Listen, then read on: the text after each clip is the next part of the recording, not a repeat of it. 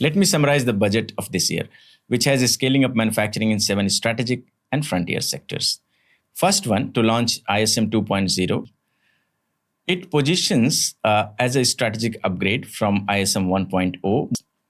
It signals a shift from only fabrication and assembly to full stack design, which is equipment and material, full stack IP, supply chain resilience, R&D plus workforce development.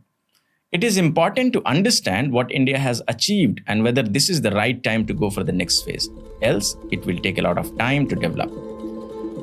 Achievements were not specified what we have achieved in 1.0. So that is important. Second was announcement around rare earth permanent magnets and the 4 corridors in Odisha, Kerala, Andhra and Tamil Nadu to establish dedicated rare earth corridors to promote mining, processing, research and manufacturing. It communicates policy progression, and a national scheme was launched in November 2025, and now as part of the phase 2, it expands towards developing the industrial corridors. It has a potential to compete with China, which has 85 to 90% of the world's rare earth permanent magnets, approximately 9% of rare earth refining and magnet manufacturing capability, and it controls the entire supply chain. Third one was related to capital goods. And capital goods capability is extremely important for India because it directly drives productivity, quality across multiple sectors, not just one industry. There is a huge demand, but moderate GDP contribution of approximately 1 to 2% only. High-tech tool rooms were also promised to be established in 2 locations.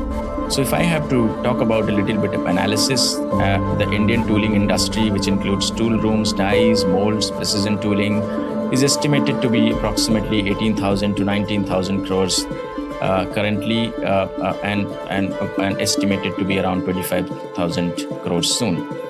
High-tech tool rooms set up by CPESEs will be one of the major contributors towards this to develop the entire capability. Then there is a scheme of enhancement of construction and infrastructure equipment that will be introduced to strengthen domestic manufacturing of high value and technically advanced CIE.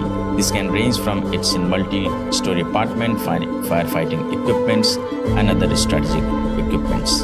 Then the other one was about champion SMEs, which recognizes them as a vital engine of growth, and the proposal is 10,000 crore SME Growth Fund to create future champions, incentivizing enterprises based on select criteria. There was another announcement of 2,000 crore to continue supporting micro enterprises and maintain their access to risk capital. Liquidity support, 7 lakh crore has been made available to MSMEs. Professional support, government will facilitate professional institutions such as ICI, ICSI in designing short-term modular courses and practical tools to develop the entire ecosystem. I would like to talk more about professional support because it really helps in bridging the gap of capability as well as availability of the talent pool.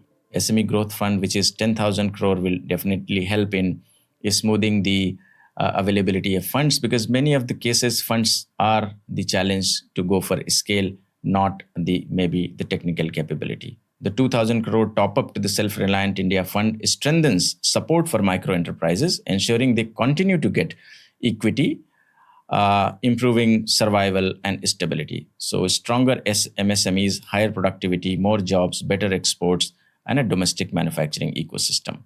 So these are some of the key announcements which acquired my attention, but the success depends on the on-ground implementation.